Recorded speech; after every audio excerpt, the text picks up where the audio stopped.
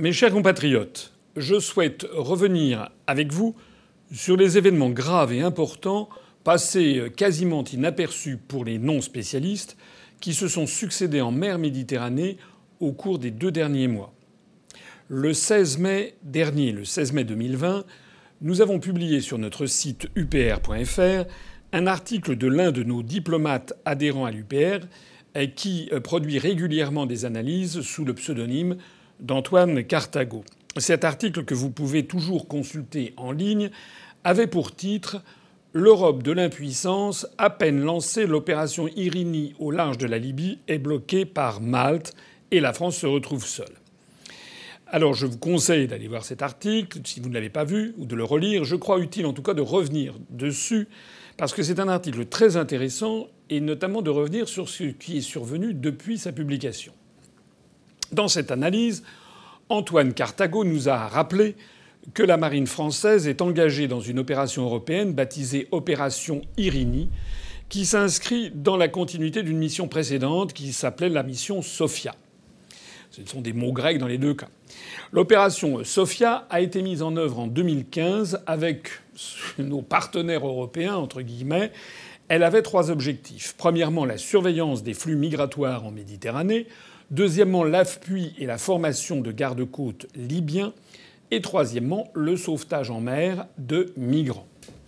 L'opération Irini, qui a été placée sous le commandement italien, a repris ces 3 objectifs et il y a ajouté un 4e.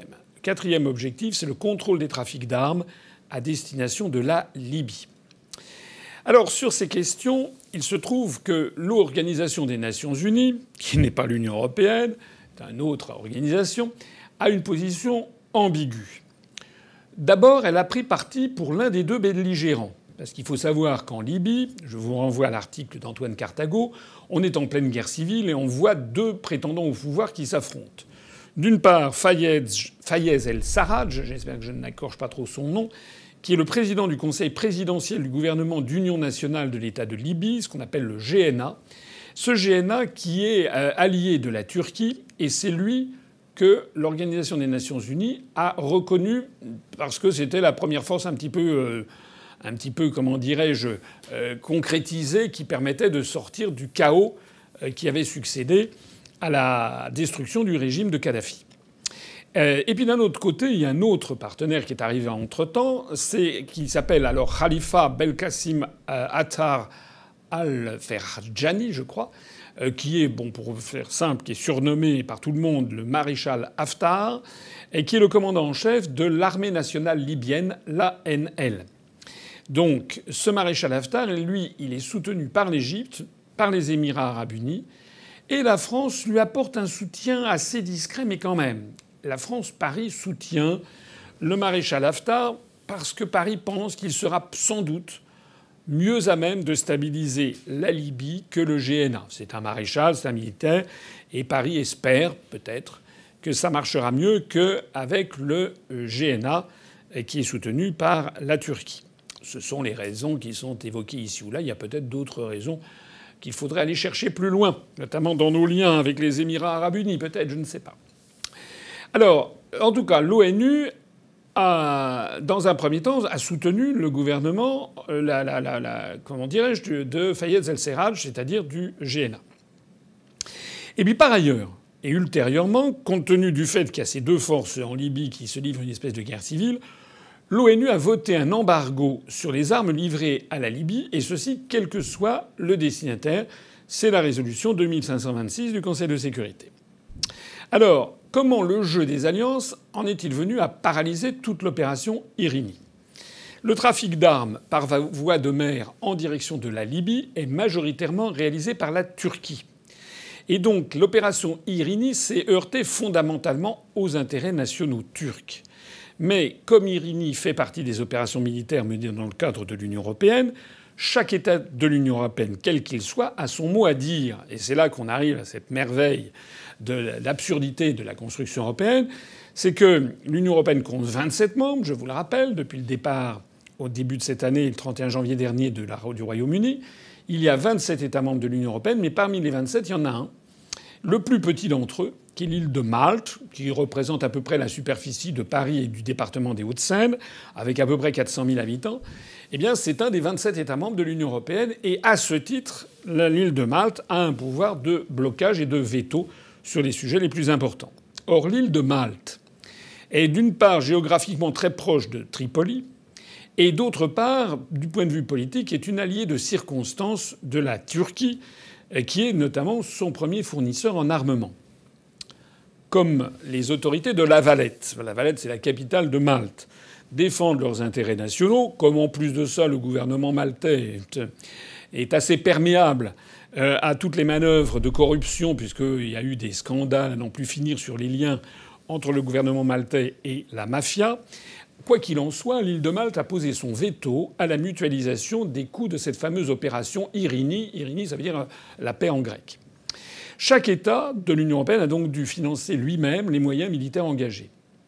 Et en définitive, au moment où l'article de notre adhérent Carthago a apparu, il n'y avait en tout et pour tout, pour cette opération Irini, qu'un seul bâtiment, un seul navire de guerre qui était déployé sur la zone. Eh bien, c'était un bâtiment français, la frégate anti-aérienne française Jean Bart.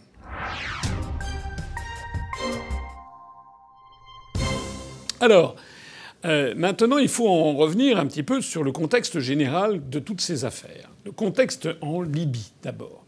Depuis plus d'un an, la Turquie de Recep Tayyip Erdogan, qui est, comme vous le savez, à la tête de la Turquie, apporte un soutien massif au GNA, comme je le disais tout à l'heure.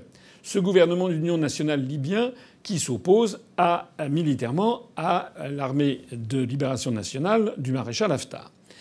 En envoyant des renforts humains et matériels importants, quelques mois ont suffi au Qatar et à la Turquie pour renverser la situation tactique dans la région de Tripoli, qui était assiégée à l'époque par l'ANL et ses alliés. Parce qu'il y a de cela environ un an, c'était le maréchal Haftar était en train de gagner la partie. Et puis la Turquie, soutenue par le Qatar, donc ont envoyé des armes aux troupes de Fayez el-Serraj, et donc la situation a été redressée en sa faveur. Le problème, c'est que ce soutien turc au GNA met en porte-à-faux l'Union européenne et l'OTAN, qui se sont toutes deux engagées par ailleurs à faire respecter les décisions de l'ONU, dont je parlais tout à l'heure, via Irini et la mission européenne, et via une mission de l'OTAN qui s'appelle Sea Guardian. C'est-à-dire de vérifier qu'il n'y a pas de trafic d'armes. Je voudrais apporter quelques précisions sur les renforts humains et matériels en question. On ne voit pas tout de suite très bien de quoi il s'agit. Tout d'abord, ces renforts sont convoyés par un navire qui s'appelle, c'est un nom turc, alors j'espère que je le prononce bien, moi je ne suis pas un spécialiste en langue turque, qui s'appelle le Çirkin. Ce navire a été construit en 1980, c'est un navire roulier, c'est-à-dire que le chargement et le déchargement se font très facilement au moyen d'une rampe d'accès. C'est un gros bâtiment, c'est un navire de 103 mètres qui est quand même capable de transporter des charges d'environ 6000 tonnes. Pour la petite histoire, ce bâtiment turc, en fait, est enregistré en Tanzanie selon la logique des pavillons de complaisance. Vous savez ce que c'est qu'un pavillon de complaisance? Panama, le Vanuatu, le Libéria, la Tanzanie en l'espèce. Il s'agit en fait de laisser la possibilité à un navire d'être immatriculé dans un pays autre que celui auquel il appartient, dont relève l'armateur, notamment pour échapper à des taxes et à toutes les impositions. Quant à l'équipage, c'est souvent un équipage qui est extraordinairement mal payé, où le droit du travail s'applique très très peu. Par exemple, on a souvent des ressortissants du sous-continent indien, des Bangladeshis ou des gens comme ça qui sont sur ces navires avec des pavillons de complaisance. Bref, ce navire turc, sous pavillon tanzanien, le Çirkin, a commencé à effectuer de nombreux trajets entre les ports turcs et l'Afrique du Nord pour justement apporter de l'armement aux troupes de Fayez el-Serraj en Libye. Il se trouve qu'il est escorté depuis plusieurs semaines par des navires de combat et des avions de chasse turcs, souvent en violation de l'espace aérien grec. En cours de route, nos militaires ont observé qu'il a fait systématiquement escale à Misrata. Misrata, c'est un port de la côte libyenne qui est situé à peu près à une centaine de kilomètres à l'est de Tripoli, au début du golfe de Cyrénaïque. Or, il se trouve que Misrata se trouve être le fief du GNA, donc de la mouvance de Fayez el-Serraj. En faisant escale, le Tchirkine a coupé son système d'identification automatique. C'est un système qui donne en temps réel des informations importantes telles que la position, le statut ou encore le pavillon du navire. Le Tchirkine est utilisé par la Turquie pour transporter de façon illégale au regard des résolutions de l'ONU des hommes et du matériel militaire au profit du GNA.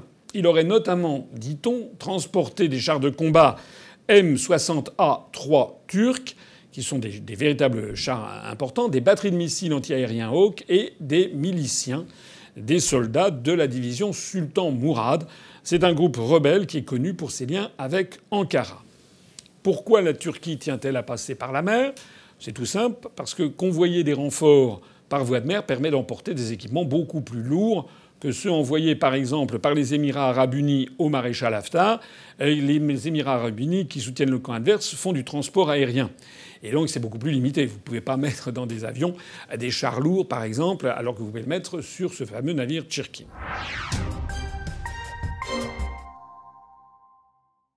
Alors toute cette situation a débouché en fait sur une succession d'incidents où notre pays se retrouve quand même embarqué alors que les Français ne s'en rendent pas compte.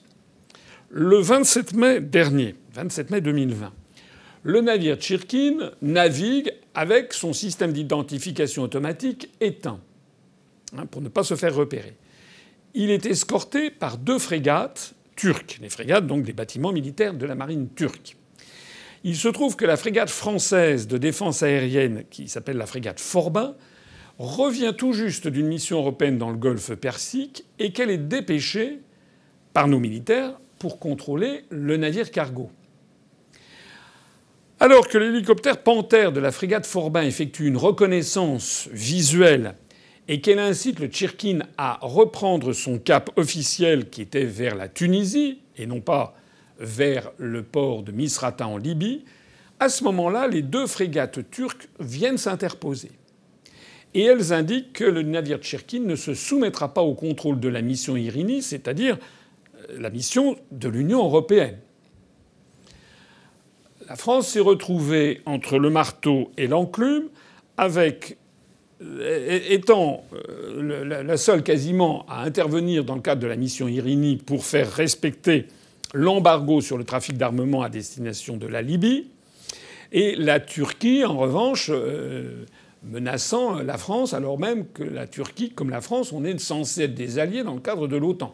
Je ne sais pas si vous commencez à voir un petit peu le sac de nœuds. La France, évidemment, le gouvernement français, courageux mais jamais téméraire, décide d'en rester là, on s'écrase. Bien.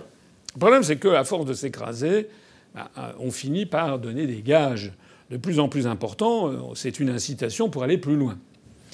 Une quinzaine de jours après, ça nous met le 10 juin 2020, lors d'un nouveau passage du Tchirkine, la France, cette fois-ci, décide d'intervenir. Et elle dispose de plusieurs moyens militaires dans la zone considérée, en particulier des avions ravitailleurs et des chasseurs Rafale. C'est la frégate légère furtive Courbet, qui est un navire léger habitué des missions d'escorte et de contrôle maritime, qui est finalement désigné pour aller, si l'on peut dire, arraisonner le navire Tchirkine, en tout cas lui demander ce qu'il est en train de faire.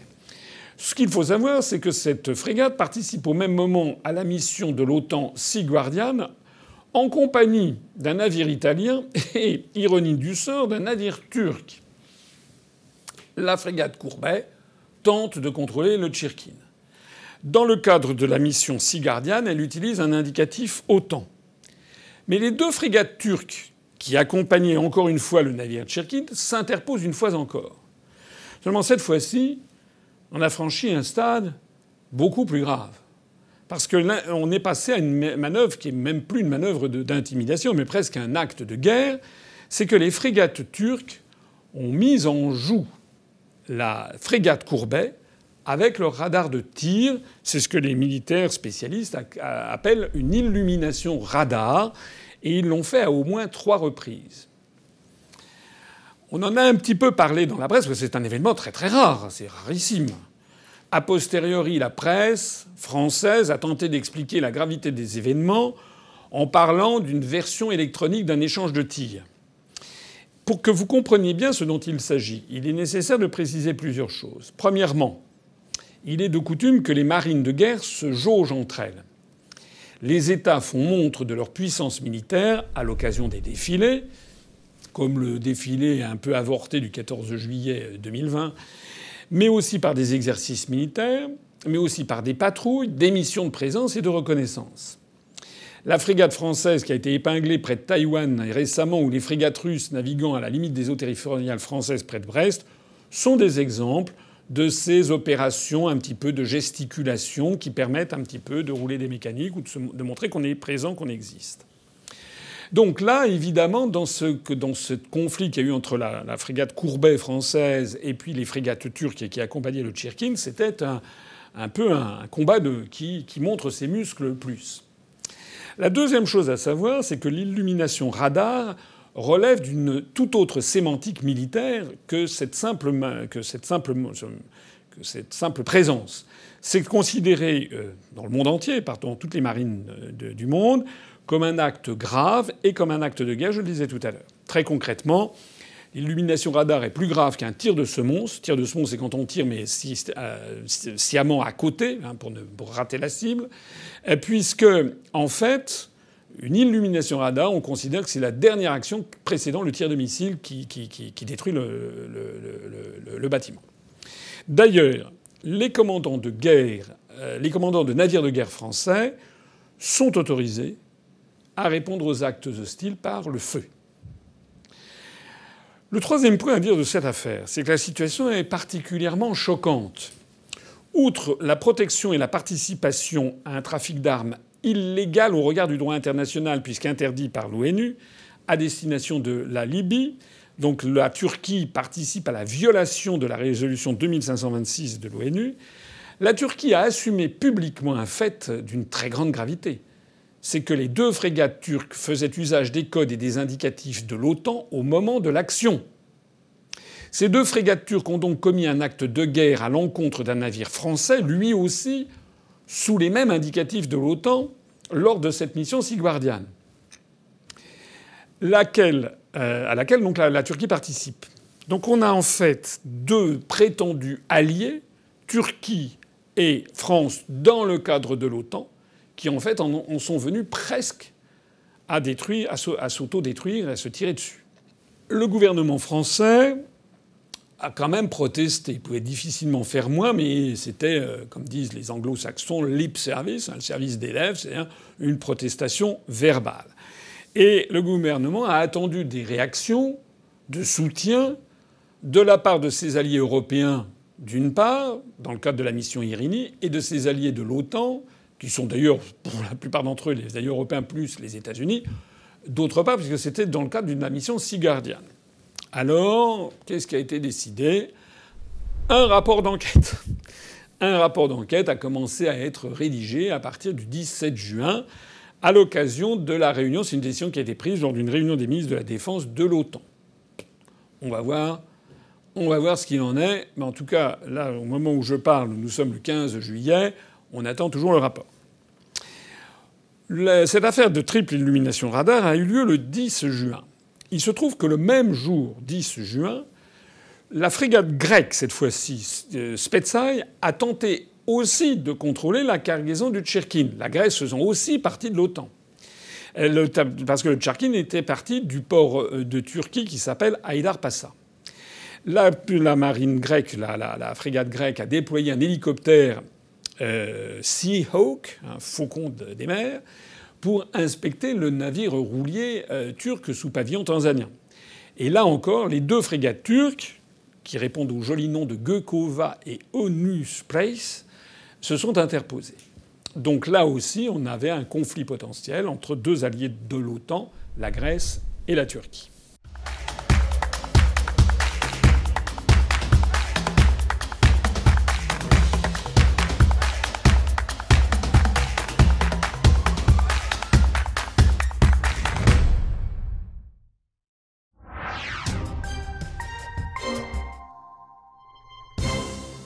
Alors, quelles ont été les réactions internationales devant toutes ces affaires? Comme on pouvait s'y attendre, hélas, l'Union européenne et l'OTAN sont restées à peu près complètement passives face à ce scandale. Vous connaissez l'idéologie otanienne et européiste qui voudrait que les pays de l'Union européenne et de l'OTAN s'accordent surtout en permanence, se soutiennent mutuellement, etc. Mais en réalité, il y a loin de la coupe aux lèvres parce que c'est complètement contraire à la vérité des configurations, des rapports, des intérêts nationaux entre tous les États qui sont embarqués dans ces constructions. La situation diplomatique en Libye est très complexe et elle laisse apparaître des luttes d'influence entre les pays européens qui se positionnent pour l'un ou l'autre des belligérants libyens. Je parlais tout à l'heure des intérêts de la France et des intérêts de Malte, par exemple. Au-delà des questions diplomatiques, il faut considérer les enjeux sécuritaires et économiques. La Turquie a passé des accords avec le GNA libyen, j'en ai déjà parlé, qui, s'il arrive au pouvoir, soutiendra le projet turc d'extension de son plateau territorial, son plateau en mer, et lui fournira des concessions extraterritoriales d'exploitation pétrolière et gazière. Par conséquent, la Turquie pourrait exploiter les ressources en hydrocarbures de Chypre, qui est membre de l'Union européenne, sachant quand même que le nord de Chypre est une république turque reconnue seulement par la Turquie au niveau international, pour complexifier encore tout ce panorama. Ça mettra en outre un terme au projet de pipeline East Med entre Israël, Chypre et la Grèce. Dans toute cette affaire, la France soutient très clairement Chypre et la Grèce. Le porte-avions Charles de Gaulle a fait escale à Chypre il n'y a pas longtemps et des accords de défense franco-grecs ont été signés concernant la vente de 2 à 4 frégates de défense intermédiaires, ce qu'on appelle les FDI. L'Italie, pour sa part, qui est quand même un partenaire très important, tout à côté de Malte, qui se trouve entre la France, la Grèce, Malte et la Libye, c'est un peu le centre même, l'Italie est beaucoup plus hésitante du fait des liens privilégiés qu'elle entretient avec Malte et de l'absence de soutien des autres membres de l'Union européenne sur la gestion des flux migratoires. Avec l'affaire de Lampedusa et ses suites, le gouvernement italien a quand même les autorités européennes dans le collimateur. Je ne parle même pas de l'affaire de la Covid-19 qui a aggravé la situation. Donc il y a en ce moment pour le moins du tirage entre Rome et les Européens. Au sein de l'OTAN, les États-Unis eux-mêmes sont dans une situation compliquée. Ils n'ont pas bronché. Parce que la Turquie, c'est quand même un allié fondamental de l'OTAN. C'est un allié pivot. Et les États-Unis, vous le savez, tentent de conserver Ankara dans leur zone d'influence, alors que le gouvernement turc de Erdogan veut, j'aurai l'occasion d'y revenir ultérieurement, veut essayer de devenir une espèce de nouveau sultan, veut essayer de faire revivre un petit peu la grandeur de l'Empire ottoman, et donc se verrait bien en fait se dégager progressivement de la tutelle américaine, qui était pourtant acquise depuis son entrée dans l'OTAN, je crois, en 1955. Je ne parle même pas de la tentative de coup d'État contre Erdogan qui a eu lieu il y a quelques années et où le gouvernement d'Ankara a soupçonné que c'était un opposant turc réfugié aux États-Unis qui était derrière. Quoi qu'il en soit, Washington tente actuellement d'ouvrir la voie à la vente à la Turquie d'avions de combat américains F-35 et propose en contrepartie de racheter à la Turquie des systèmes de missiles S-400 russes que la Russie a vendus à la Turquie. C'est en tout cas une proposition du Sénat américain. Ce qui évidemment ne ferait certainement pas plaisir à Moscou que de savoir que les Américains rachètent à la Turquie des systèmes de missiles qu'ils ont vendus, parce que ça permettrait, entre autres choses, aux experts américains de désosser tout le truc et de voir un petit peu ce qui se cache derrière ces missiles S-400 et ce système de missiles qui est de toute dernière génération. Je précise qu'il y a quelques mois, les États-Unis avaient déjà appelé leurs partenaires de l'OTAN en Europe à se montrer conciliants avec la Turquie. C'est-à-dire que la Turquie a quand même maintenant un certain nombre de cartes en main. Il est à noter d'ailleurs que la Turquie, elle joue un rôle très malin du point de vue diplomatique parce qu'elle joue un rôle un petit peu, comment dirais-je, elle a plusieurs cartes en main. D'une part, elle est membre de l'OTAN, c'est le flanc sud-ouest de la Russie, par lequel l'OTAN surveille ce qui se passe en Russie, mais surveille aussi avec le plateau anatolien, surveille ce qui se passe au Moyen-Orient et notamment en Mésopotamie, en Irak, etc. Mais la Turquie est candidate officiellement, quoique ça tarde à se concrétiser, est candidate à l'Union européenne. En attendant, les pays de l'Union européenne, c'est-à-dire les contribuables des pays contributeurs nets, c'est-à-dire notamment les Français, on a versé des milliards d'euros, je dis bien des milliards d'euros à la Turquie depuis 15 ans dans le cadre du processus d'intégration à l'Union européenne.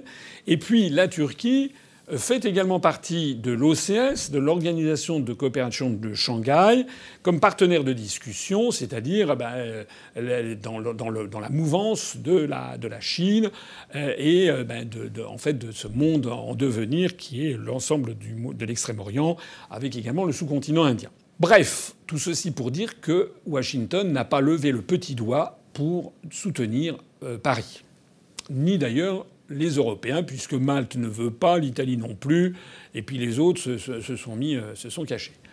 Bref, Paris, la France s'est retrouvée toute seule, voilà, comme une crétine, tout à fait naïve. Elle est montée au créneau, le coq gaulois qu'on a envoyé, cocorico, puis d'un seul coup, qui même me suit, personne ne l'aime, donc elle se retrouve toute seule. Pour montrer sa mauvaise humeur face à la passivité de ses prétendus alliés au sein de l'OTAN, la France a donc décidé, quand je dis la France, c'est en l'espèce Macron, le 1er juillet 2020, donc il y a quelques jours, de suspendre sa participation à l'opération navale Sea Guardian de l'OTAN. La représentante permanente de la France auprès de l'OTAN, qui se trouvait s'appeler Madame Muriel Domenac, a envoyé le mardi 30 juin un courrier au secrétaire général Jens Stoltenberg, qui est un Norvégien, dans ce sens. Il faut noter que c'est un acte très très rare, sur lequel la presse n'a pas assez insisté. La France, qui participe à une opération de l'OTAN, décide de s'en retirer en disant « Écoutez, vous m'avez laissé tomber, moi, je rends mon tablier ». Ça tend d'ailleurs à confirmer le diagnostic, pour une fois judicieux, que Macron avait dressé en novembre 2019, vous vous rappelez sans doute, quand Macron avait parlé de l'état de, je le cite, de mort cérébrale de l'OTAN. Ça avait fait grand bruit, ça avait fait scandale. Le président américain s'en était offusqué, la chancelière Merkel, etc. Mais enfin, force est de constater que l'OTAN, par un petit peu, ça fuit de partout.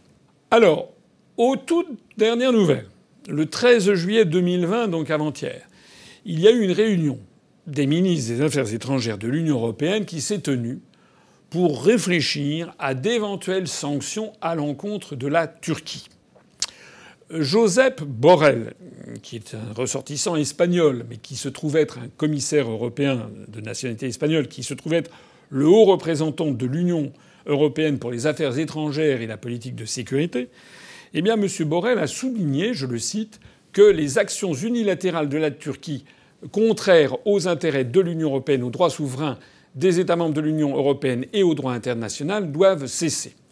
Il avait à l'esprit non seulement ces affaires en Méditerranée, avec notamment ce navire Tchirkin et puis la triple illumination radar de la frégate française, mais il avait également à l'esprit les actes illégaux commis par le gouvernement turc dans les zones économiques exclusives grecques et chypriotes.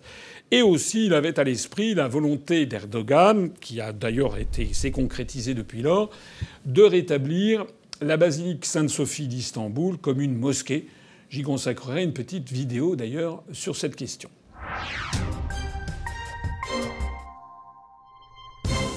Alors, en conclusion de tout ça, j'insiste, je crois nécessaire de faire cette vidéo, parce que les Français se rendent pas compte qu'on est dans une situation, par notre appartenance à l'Union européenne, à notre appartenance à l'OTAN, on est dans une situation qui peut dégénérer, on n'en était pas très loin, qui peut dégénérer en un conflit militaire.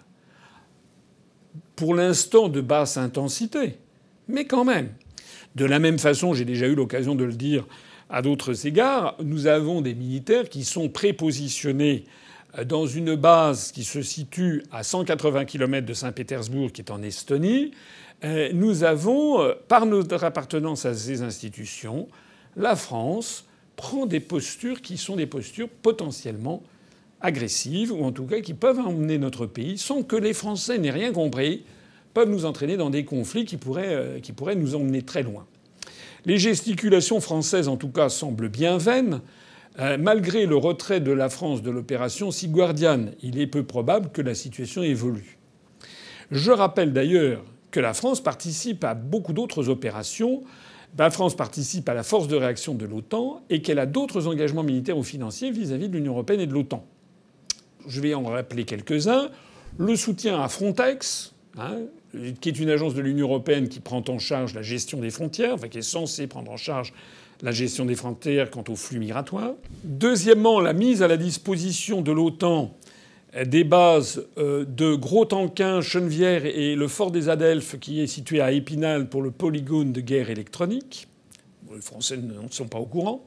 Troisièmement, la participation au budget de la mission de l'OTAN Resolute Support Mission RSM en Afghanistan. Quatrièmement, la participation au budget de la mission de l'OTAN Force pour le Kosovo, la fameuse KFOR. Cinquièmement, la mise à disposition de moyens en France pour des soldats irakiens dans le cadre des opérations de formation de l'OTAN en Irak. Il se dit d'ailleurs qu'on a encore un certain nombre de conseillers un petit peu dans la région. Sixièmement, la participation au budget de la mission de l'Union africaine en Somalie, qui s'appelle AMISOM, qui est chapeautée par l'OTAN. On notera ainsi le deux poids deux mesures flagrant entre les rétorsions, même faibles, prises vis-à-vis de l'OTAN, le retrait d'une mission, et l'absence totale de réaction face au fiasco de l'opération Irini. Cyniquement, on peut y voir un triste réalisme politique. Il est inutile de secouer le prunier puisqu'il ne porte aucun fruit. L'Union européenne, comme sur de nombreux sujets, se révèle comme étant totalement impuissante. Le droit de veto d'un seul État membre, un micro-État, Malte en l'espèce, suffit à paralyser l'ensemble d'une opération. Les États-Unis, quant à eux, prennent pour le moment toutes les dispositions pour essayer de s'attirer les faveurs d'Ankara. J'en ai parlé, les systèmes du missile S-400 à racheter, faciliter la vente des F-35, empêcher Ankara de trop basculer dans un autre système du côté de l'Organisation de la coopération de Shanghai, voire de flirter avec la Russie. Bref, on en tire quelle conclusion ? On en tire la conclusion, c'était ce que Charles de Gaulle, de façon magistrale, résumée en une formule toute simple. Dans la politique internationale, les États n'ont pas d'amis, ils n'ont que des intérêts. Voilà. Et la France, là-dedans, elle découvre qu'elle est, par idéologie, elle veut bien se porter ici ou là, mais les autres États voient leurs intérêts et puis ils laissent la France toute seule.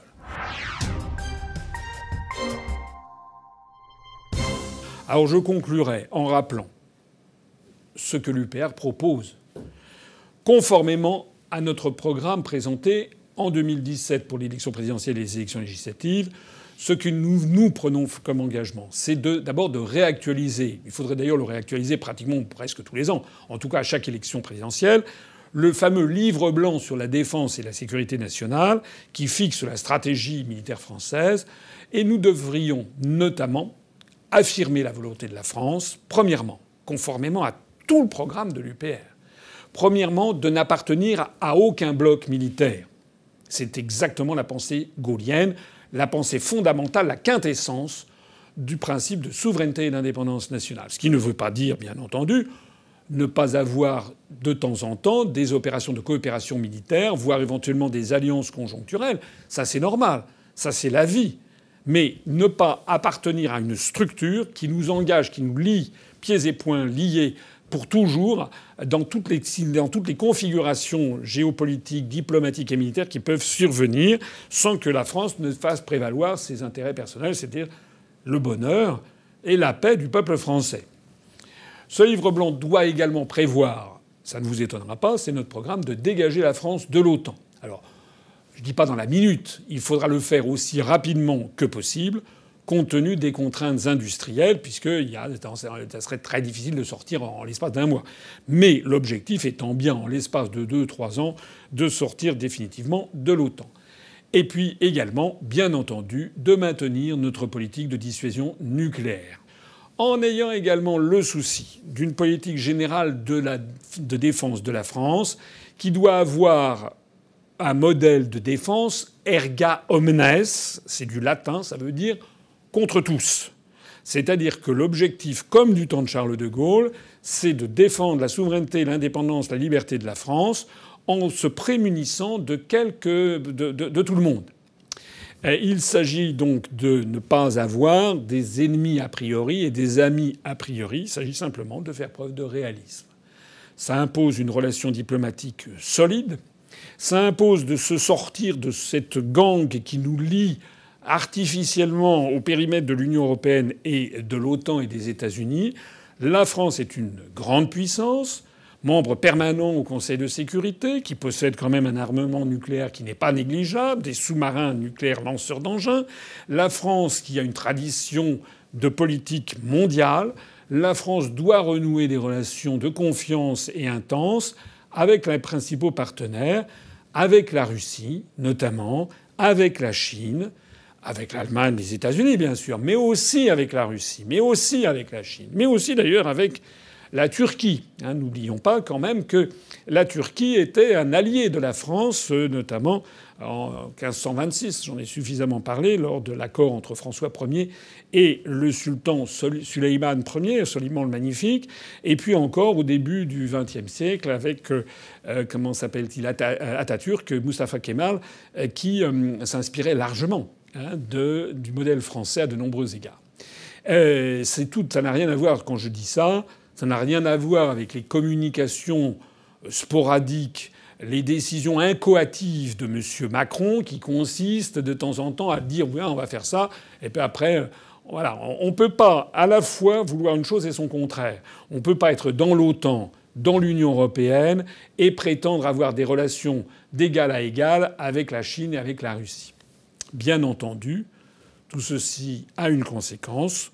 Le budget de la défense devra être ajusté en conséquence. Et je l'avais déjà indiqué, j'y reviens, il faudra relever, en l'espace d'un quinquennat, le budget consacré à la défense à environ 3% du produit intérieur brut en se basant sur le budget de 1981.